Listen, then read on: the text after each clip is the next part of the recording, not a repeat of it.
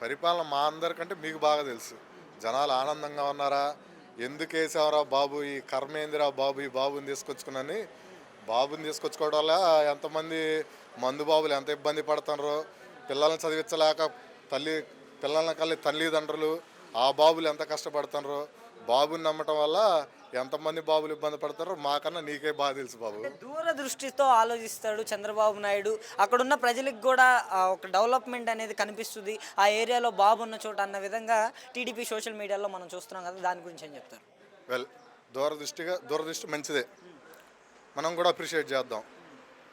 అసలు మనం బతకాలి అంటే ముందు మన ఒంట్లో సత్తా ఉండాలి. అవునా కదా? మన ఒంట్లో ప్రోటీన్ ఎనర్జీ ఉండాలి. అవునా కదా?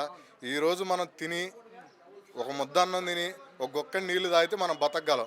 అంతేగాని కాల్షియం విటమిన్ ట్యాబ్లెట్స్ ఇస్తాం, అప్పటిదాకా మీరు వెయిట్ చేయండి, అప్పుడే మీరు అవి వేసుకొని మీరు బతకొచ్చు, ఆ టెక్నాలజీ చంద్రబాబు గారు డెవలప్ చేస్తారు, అప్పటిదాకా మీరు ఇట్లా మీరు బతకడానికి ఏం అవసరం లేదు, మీరు చూస్తూ ఉంటాం అని కరెక్టా?